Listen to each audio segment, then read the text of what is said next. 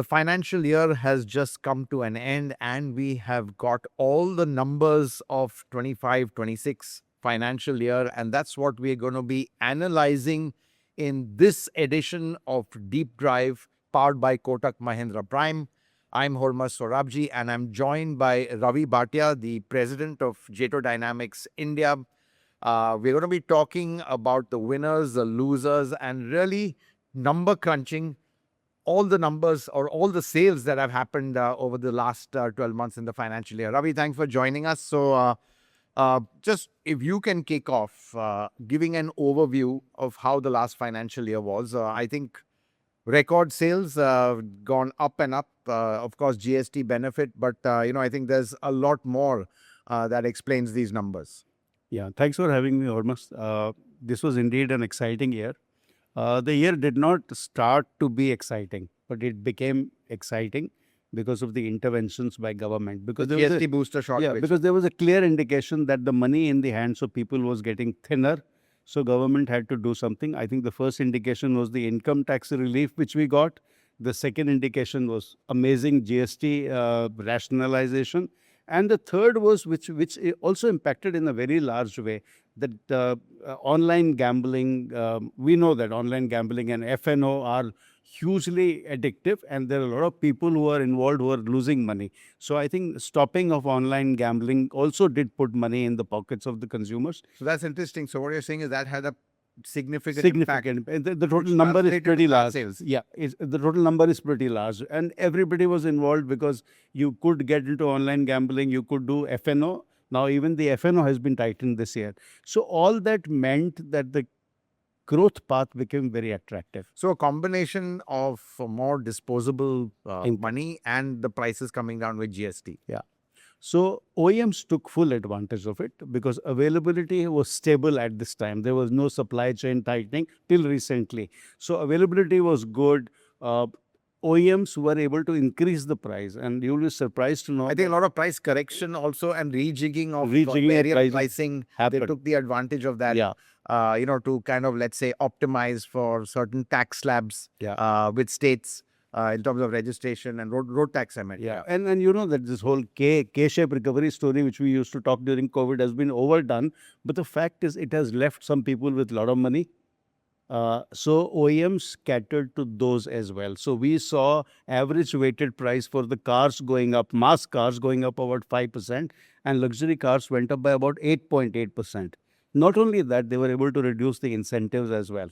So I mean, prices going up. So honestly, that means I think the margins got much better for the auto company. But actually, they benefited the most. They benefited the most. Right. And consumers also benefited because the GST was there. Right. So GST party was distributed both ways, to the consumer partially and partly to the OEMs. What we also saw happening was the launch of newer models. So I think a lot of OEMs took advantage to recognize that there is an appetite in the market for higher paying solutions. So they launched new models. At the end of it, I think the game was played by everybody, but not everybody came out as a winner. Right. So Ravi, I think what can you tell us? I think it was 4.7 million.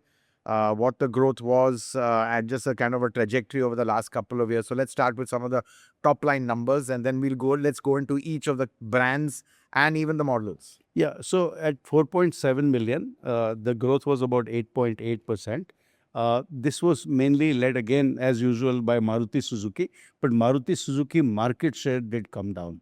Right. So we see market in two ways, by player and by country of origin. And those are interesting numbers to look at. If you look at Japanese share, right? Japanese are dominant in India. And they have very good stewards in Maruti Suzuki, Toyota, etc. Right. But, I agree with you. But don't you think that they are dominant? But, clubbing all of them together, you've got two which are really doing badly, especially Nissan, doing terribly right now. Don't even know what their strategy is. Yeah. And then you've got Maruti and Suzuki, let's say Suzuki, not Maruti, Suzuki and Toyota. Suzuki and Toyota doing well. Yeah. Honda is yet to find its way. So is it fair to club all of them as No, country of origin? Country of origin, we look at it because there is a buyer perspective at looking at, I'm buying a Japanese car, I'm buying a Korean car. But does that work with brands like Nissan? Obviously not. So It doesn't work because of the portfolio question also, right? right. Portfolio is not right for those companies. And maybe even the company structure and sales Everything, marketing, all that. distribution, the whole pipeline, portfolio size, everything hurts. But what we saw was emergence of Indian players very strongly, like Mahindra. Absolutely. In fact, we did a podcast on that. Yeah. Mahindra and Tata both did well. In fact, pushing Hyundai much lower in the rankings. It's number 4. Rankings, right? And Mahindra's story is even more interesting. And just one point here.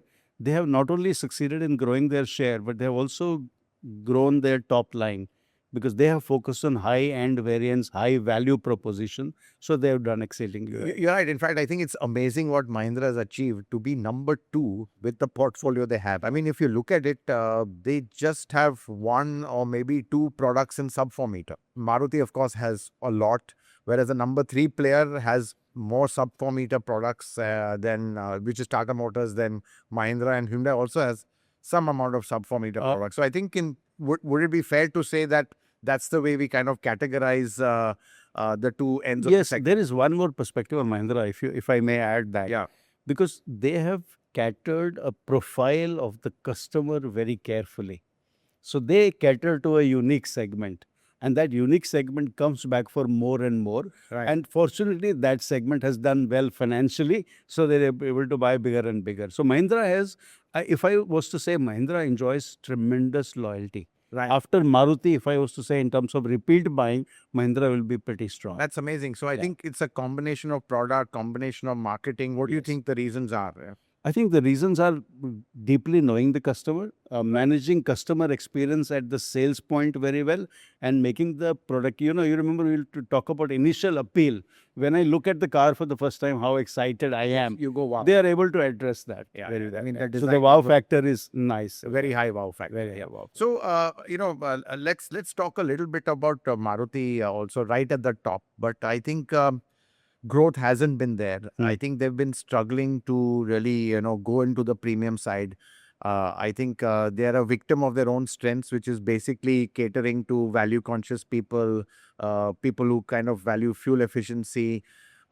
Very different from, let's say, a Mahindra customer who typically may not be too bothered about fuel efficiency, but wants the power, wants the image. So, Maruti, where do you think it's, unable to kind of, let's say, take that next leap in terms of growth? So Indian buyers have progressed significantly. If you do not respond to that progress, your portfolio will not respond to that progress. Maruti did make an attempt with Nexa to kind of build a new network with higher pricing points realization, more better technology offerings. But I think that started to run out of steam because there is not enough product launches happening in that category. Right. So we need to cater both to the economy buyer, which is the value for money. And you remember how many years we talked about India is value for money, India is value for... No, I don't think India is just value for money. Indians want experience, Indian wants wow, Indian wants to be able to impress others. But do you think, I would say that Indians are still value conscious, may not be price conscious, but they're willing to pay much more if they see value in it. Do you think that's also moving to that direction? Yeah, you remember the India 1, India 2 story. So I think Maruti still has not distinguished the India 1, India 2 story, whereas Mahindra has catered to that. Kia has catered to that, BYD has catered to that, Tata to some extent has catered to that. Right. So you need different products for India 1 and India 2. So Ravi, let's run through some of the numbers. Let's go through some of the top. Let's go to the top 5 companies. Just your sense on the dynamics, between, let's say, Hyundai right now, dropped to number 4. What do you think are the reasons for that? I think Hyundai, we talk about the concept of age of the car in the showroom. So you have to keep the age of the car in the showroom younger and younger to be able to draw a crowd. Right? When we map these manufacturers, we can see that some have portfolios which are not young enough. Also, there is an absence of a hero model. Right. right? Right. So both are required. I need younger cars in the showroom and I need hero But in a way, a models. Creta is the hero model, the de Yeah, facto but look compare. at how long it has been around. Right. It's hero model, but heroes need to be also youthful. Right. Yeah. So, I mean, it's not, let's say, as aspirational as, let's say, a Thar Rox is or a Scorpio is. Yeah. I guess that's what's Mahindra's Yeah. strength as well. They have a lot of these hero products. So always we monitor very closely the age of the car in the showroom because it's a war out there, right? Yeah. So first you have to get me in the showroom to sell me something. Right. And Toyota, of course, done fairly well. Again, part of that Elite 6 over there. Yeah. Again, Toyota, I think, clever strategy of really piggybacking on a lot of the cross badge products. And of course, High Cross and, its regular models And having good and demand. their Innova and Exactly. Wellfire, it's the prestige brand Right. now. Yeah. So how do you see Toyota, in terms of how they've done? What do you attribute? I think if I was to say that there were parts of the MOU which were important, one was the powertrain transfer, the other was co-branding. Toyota benefited from the co-branding. They were able to keep their network alive. Right. And with their network now alive and kicking, and Wellfire, Innova, and some high cross, other things tasting success, they are able to now, they are ready for some very good products at the bottom. Right. One company which is part of that top six I want to talk about is Kia. Yeah.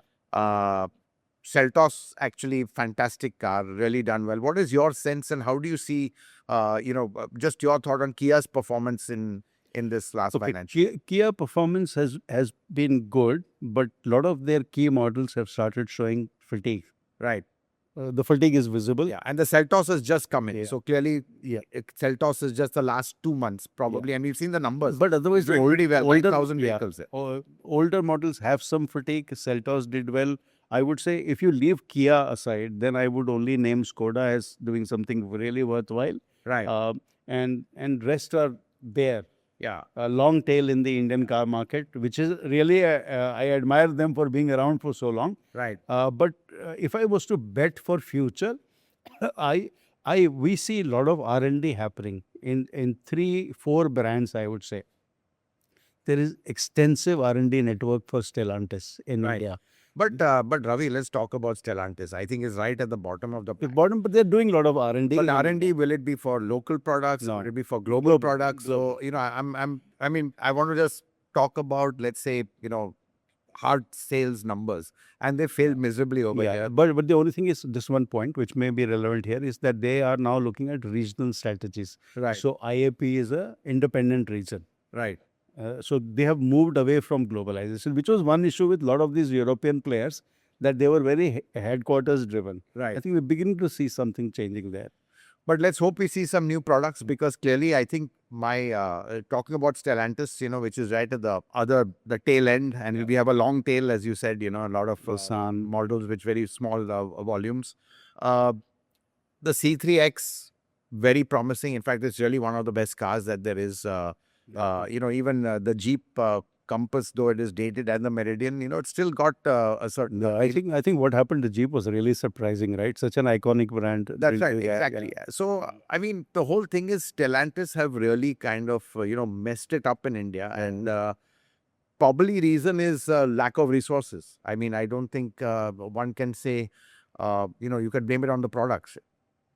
So, it's a combination of product, distribution, pricing, marketing, everything come together, right? Yeah. So those companies which are, you were discussing some time ago about the companies which are getting it right, which means their distribution is getting right, their experience is getting better, their product portfolio is getting better. So overall, you see a positive there. Right. Ravi, let's talk about, the top models. Okay. Dzire best-selling car by far. Obviously, quite an amazing number. Imagine a sedan being a best-selling car where really it's an SUV-driven market. So, but I think we need to, let's say, analyze that because Dzire largely for the fleet and a huge percentage CNG. So just coming to, let's say, the fleet segment and CNG, these segments are growing and driving a lot of sales. Yeah. So the success of Dzire was a sub 4-meter status. Right. And a sedan status, right? So a fleet buyer really appreciates that because we saw emergence of hired shared mobility, we call it, or hired mobility, Ola, Uber, and Rapido, and so on and so forth. So the uptake of these models is significant. So Maruti for that segment was perfectly positioned with a CNG solution. Right. They were the first with CNG solution. They offered it in WagonR, they offered it in Dzire. So a very large portion of this segment sales are fleet. One thing which they have done is they have named it differently. So Tour, S. Right. So those naming strategies have kind of removed a little bit of stigma which is associated in India with taxi For the sales. private buyer. For the private buyer, right. Right. And Ravi, let's talk about CNG, and you have the data. What percentage of the Dzire would be CNG? What percentage would be fleet? And clearly CNG has now even overtaken diesel. That's one of the big trends coming out of the last financial year. Obviously driven largely by fleet, but I think there's even a lot of private buyers now gravitating to CNG, possibly because fears of petrol. E20, worried about fuel consumption. So, just your thoughts on, how do you think this is panning out? Okay, the numbers are not yet exactly out because we are still waiting for March breakup of fuel level breakup. Right. But I would say it will be anywhere between 40 to 50% will be CNG. Right. Or could be even higher. Right. Be even higher. I'm saying on the higher side. Right. Overall, in this category, CNG is about 35 in the segment because there are other players as well. Right. But for Maruti, it will be above 50%. Right. And fleet segment, how much do you think the Dzire is in the fleet there? How much of Dzire is in fleet? I would say more than half. Right. More than half. So I think that explains why a sedan, which is would be there as the top seller. Yeah. Coming to number 2, I think it's the Nexon, if I'm not mistaken. Yes. Again, quite a success story, and I think over here we said this earlier in our podcast. I think maybe the success of that lies in the, let's say, variety of powertrains. It's touching every possible powertrain except a hybrid it doesn't have. Otherwise, it's everything: petrol, diesel, CNG, electric. So, I want to ask you also on powertrain spread and how much does that impact, let's say, sales? Yeah. So, if I am a private buyer today and not an economy powertrain buyer, I want at least a hybrid solution, a petrol solution, whether hybrid or not, and I want an electric solution because I'm not buying diesel. I'm by and large not buying CNG. So, having these options really helps. And Tata took a very conscious strategy not to go into taxis. I think they have a stated philosophy now to move away from taxi. I think after the Indica stigma. Yeah, after the Indica stigma. And that has helped them really build the brand. Yeah. So Nexon did very well. Harrier has done very well.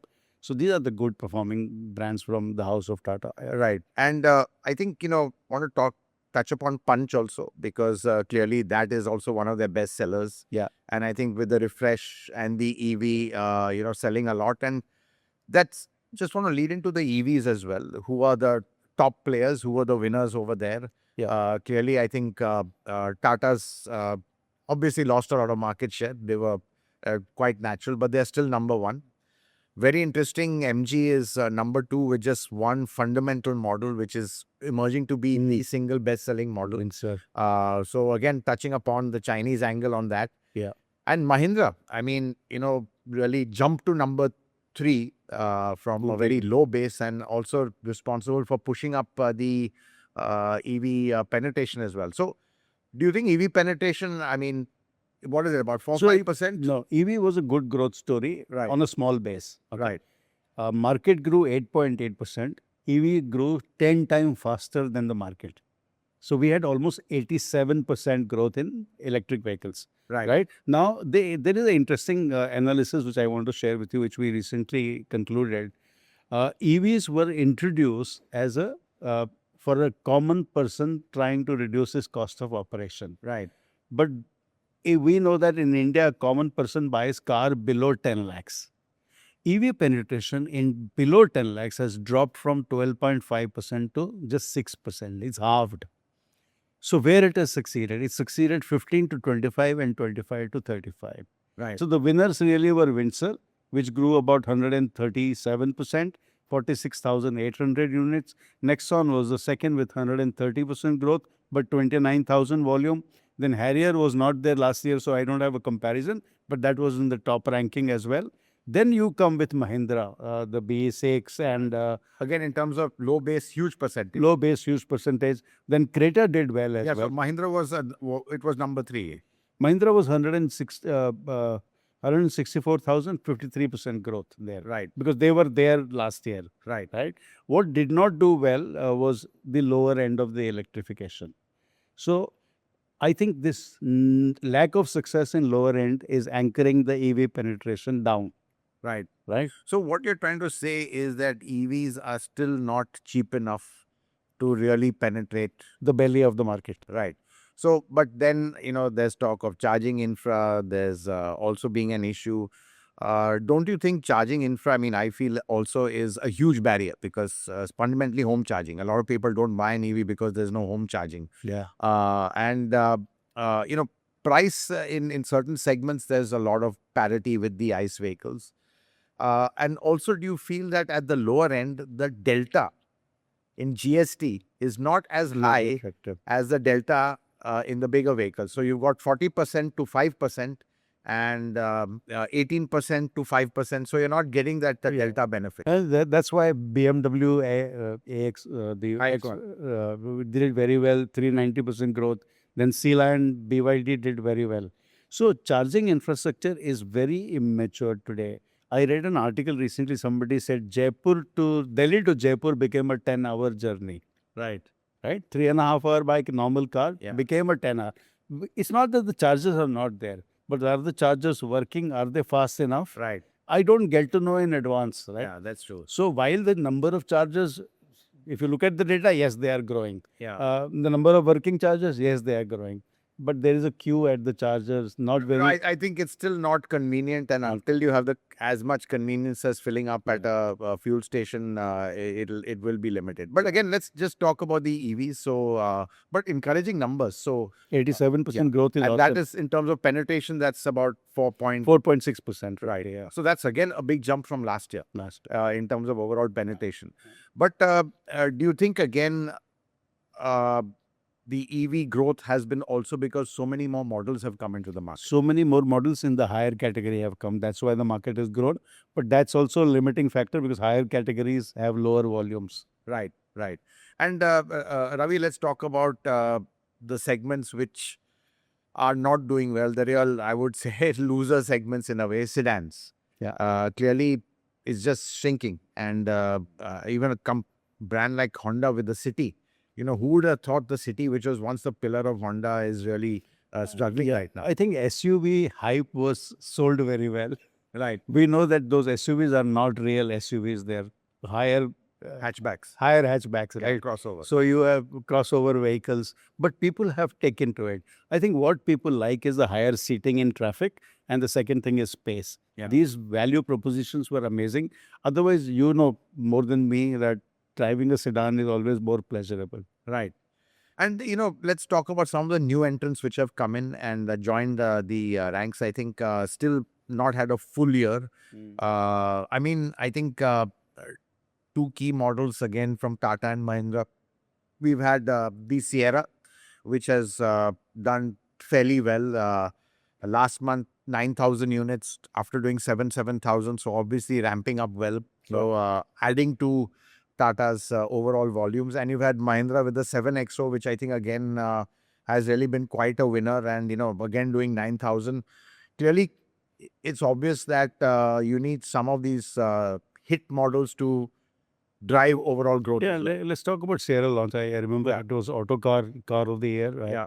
The new approach that they took was very good because it was a known brand, iconic brand with a lot of history. They refreshed it in a very modern way. People took it up. They priced it very well and they put in a lot of technology. Right. So good pricing, known brand, but treated very, very innovatively. Similarly, 7XO, large base of 700 XUV 700 customers. They were looking for an upgrade. 7XO came at the right time, but at a good price, 20 lakh rupees. Top variants did very well. In terms of suspension, innovations were there. In terms of technology, innovations were there. They have a good waiting list still, right? So these two did very well, but I think the other car Victoris, which we did not do as well. But there was some extent there was a cannibalization in the category. Right. Within Coming to Maruti Victoris, obviously they're pushing that quite hard, and I understand a huge proportion, maybe over 40%, is again CNG for Victoris. It's an important model for Maruti because clearly it's in a way to show that they can sell a premium product. But your sense on how Victoris has done, numbers look pretty good. So initial launch was good. There was some cannibalization in January. I think the Vitara dropped significantly, which is indicating a cannibalization. Right. But if they can over a period of time distance the two models sufficiently by pricing and product configuration, there is a initial it's settled well. I wouldn't say it's like slowing down or something. It's settled well, but they need to do more on that. Right. To distance it from Grand Vitara. Right. And, again, with Maruti looking at the lower end of the market, obviously they've been really pushing hard. I mean, WagonR doing well, Swift doing well. They get great numbers. So, one thinks that the bottom end of the market is kind of, in a way, I would say hollowing out and moving up. But I think, there's no competition. No one wants to get into that space. Very difficult. It's low profitability over there. And Maruti is absolutely ace that segment. But do you see growth coming from there, or people are, let's say, jumping into higher segments, or even you've got the pre-owned market, which is turning out to be competition for the, let's say, lower end, which frankly is, still a challenge. Yeah. In terms of growth. So we do an analysis on the regional demarcation of the market. There are some areas which are high-paying areas, right? So clearly there is a dominant of this category of customers which are high-paying, which has global experience. We have talked about it, but I will bring it up again. There are people who have had experience. They are looking for better experiences. There are people who are now living life in technology. They're looking for better technology, right? If you can't offer this combination at a good price, then people will move away. So I think the reading of the market needs to be current always. Right. Those who are reading the market as current, because market is evolving. So if you don't go with the evolution, the challenge is for any other player. So let's look at the winners over there. Read the market correctly. I mean, look, Dzire we've talked about, but there's different reasons why it's done well, and obviously it's a good product as well. They've done a lot. Good safety. In the end, back-end features. it's a volume game. It is a volume game. Tech, that plays a big role now in success over here. I think clearly it's a trend in China, and I think we have to look at China, what the trends are, because that is really filtering down to our consumers today. Yeah. Do you think tech is the real main driver, and the democratization of tech? Because now everyone's giving 3 screens in mass cars, all kinds of features like cool seats, the works. Do you think it's still a tech race, and that is really determining winners and losers more than sometimes even hardcore engineering? Yeah, let's break the car into functional aspect of the car, which is the mobility from point A to point B. Yeah. And that experience for 2 hours, which you are in the car today, 1.5 to 2 hours you are in the car. Now, what drives that experience is interior comfort and interior tech. Right. Right? I have to have ace in my pocket to succeed. Interior comfort, interior experience. That is an ace. Ace. That's very interesting you say that, because, I mean, again, coming to the Tata Sierra, and when we evaluated it, that was really one of the things that stood out. Yeah. If you look at the powertrains, not class leading by any, let's say, reference. The naturally aspirated Sierra, really very, very sluggish. It's been panned on social media. But you talk to, the dealers and all, people are still buying that because, as you said, when you're in traffic, you're enjoying the experience, and power and performance doesn't play a role. Yeah, I have forgotten how to drive fast in the city. Right. Unless I am a midnight owl, right? Right. If I get out in the midnight, I can drive the car the way it should be driven. Right. But in the day, it's this isolated cabin experience. Now, whosoever has scored very high, it's also a battle for perceived quality. Right. What you put and what I perceive has to be highlighted. Right. Perceived quality has become more and more important, and I don't think the market is paying yet enough attention to this comfort and experience aspect.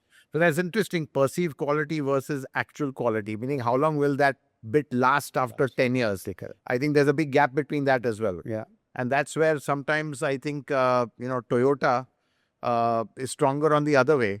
perceived quality may not be as good, No. but actual quality is Quality good. is But Ravi, that also has a lot of value, and also, kind of people value that a lot there. Yeah, you remember the car used to be engine, car and fuel, Right, right? Now it's engine, technology and fuel. right, right. Absolutely. It used to be one third, one third, one third at one time. Like you used to talk about 3 factors. Now the car is becoming 4 factors. Yeah. So Ravi, I just, you put a lot of numbers on our screen for our audience to see, and but I just want to talk numbers, because that's what this segment is about, and let's talk it on a broader level and the certain trends we've been seeing, and let's talk about body style, winners and losers. Of course, the SUVs more, but have SUVs grown? Have they continued to grow? SUVs continue to grow. Right. So, what is how's it grown over the previous year? That would be something. I think the overall market has grown 8.8%, and Right. they have grown faster than the market. I think it's about 12%. Right.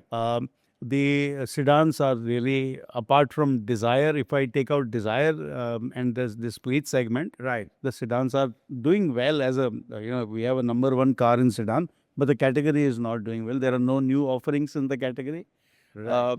So literally, Desire's propping up the whole sedan segment. Yeah. Yeah. I If think you take out the Desire, the sedan segment almost doesn't count. Yeah, I don't know what the numbers are, but probably the Desire alone sells more than all the other sedans put together. Yes, much more than them. And the others do not have the CNG option. Right. But I believe now Hyundai will be looking at a CNG option as well in their portfolio. So again, then let's come to the winners in the, let's say, powertrain mix.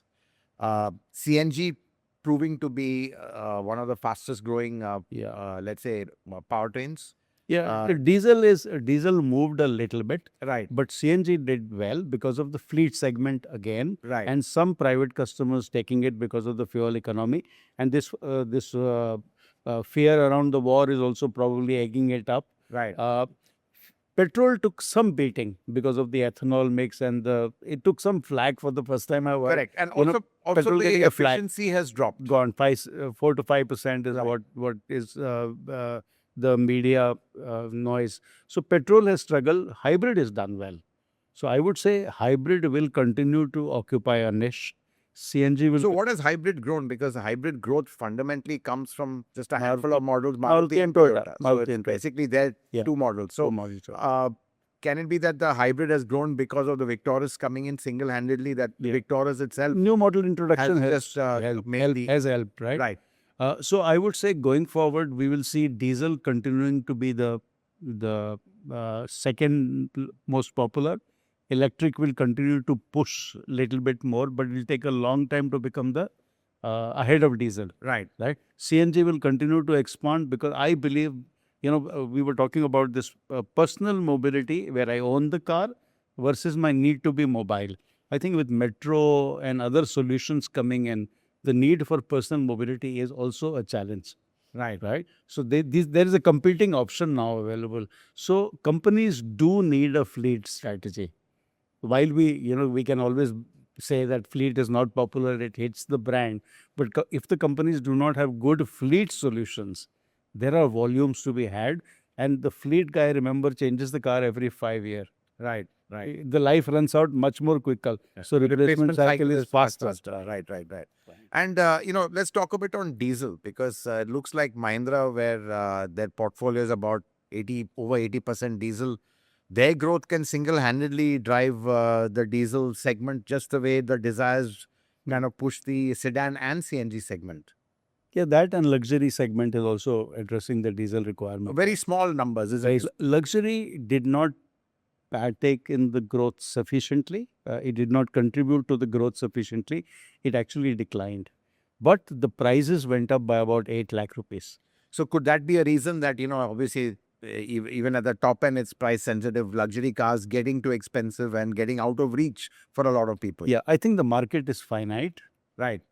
My market is finite. Their ability to afford may be higher, but market is finite. And I don't change my luxury cars every year. Right.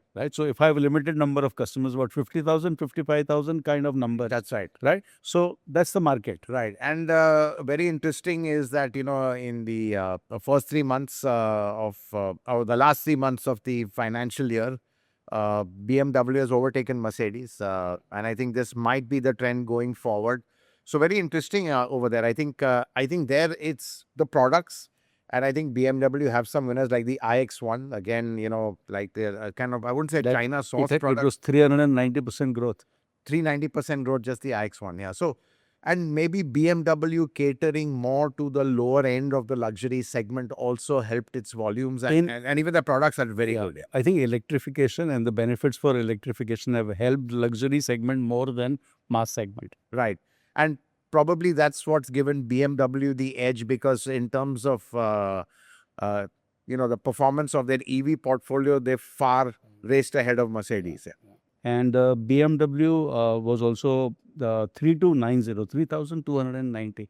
That's a very large number growth Of EVs. of EVs.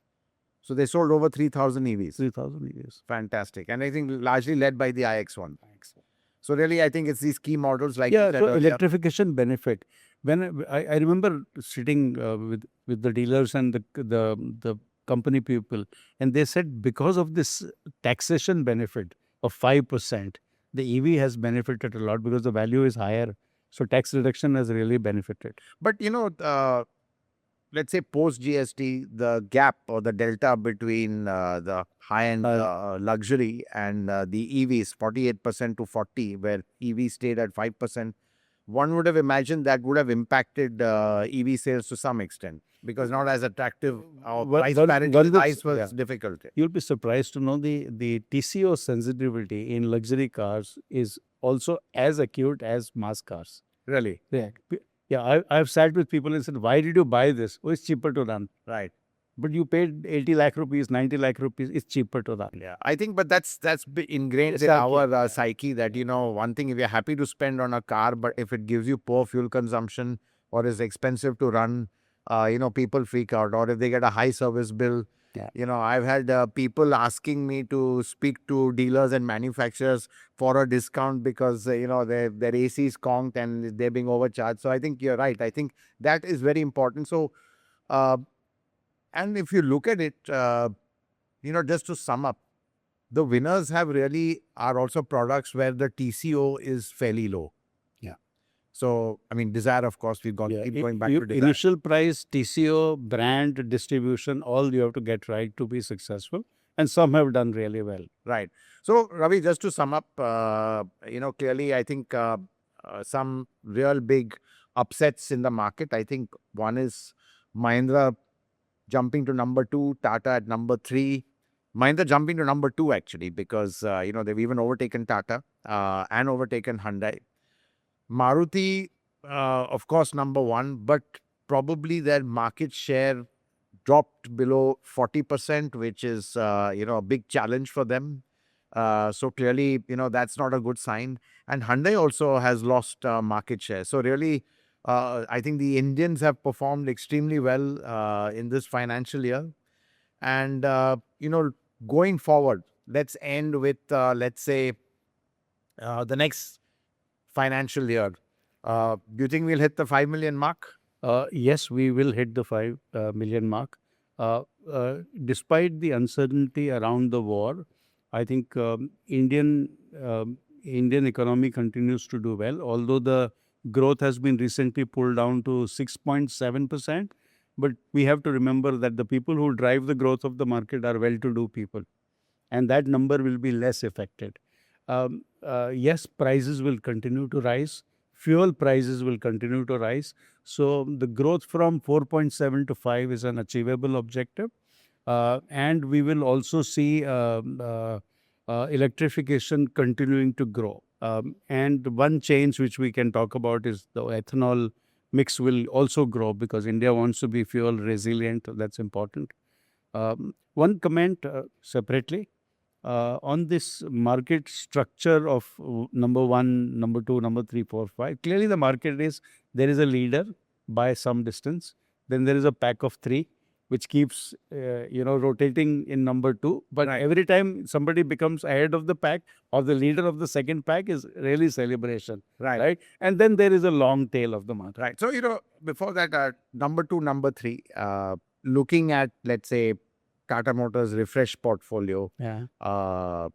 Nexon Punch is new and it's really firing again. Sierra, all new product getting, fresh volumes, taking it from everywhere. Harrier's also got, let's say new powertrains. Do you think Tata Motors could overtake Mahindra? Because looking at Mahindra's kind of portfolio, I mean, no real all new models in this coming up right now. Maybe in early 27 we will see some. So just your sense on how these two will pan out, because this is really a ding dong fight between Mahindra and Tata. Tata straddles more price points than Mahindra. It's a question of how youthful they can keep their portfolio and how good they can keep their experience. Because if you see volume, Tata starts at much lower price point than Mahindra. Which makes Mahindra's achievement even more amazing. Yes, yeah, that's right. Yeah. So, but just looking at it, it'll be interesting to see going forward how this fight pans out. But really, it's the Indian auto market, I think overall has been a winner. Looking at the growth, 8.8%, absolutely fantastic. And we are headed towards the 5 million mark. So really, I think, this sudden wave of interest in cars, and I think that whole impact of the GST reduction, that momentum is carrying. It's just kind of had a very positive sentiment on the market. Of course, the current war in Iran will have a dampening effect, but hopefully that will be resolved very soon. And the Indian growth trajectory will continue the way it has, the way Ravi has predicted. So that's it from us on Deep Drive. Just want to thank you, Ravi, for joining us as our guest this time. I'm sure we will have you on many more, podcasts with us on various topics. But till then, it's bye for me. See you again, same time next week.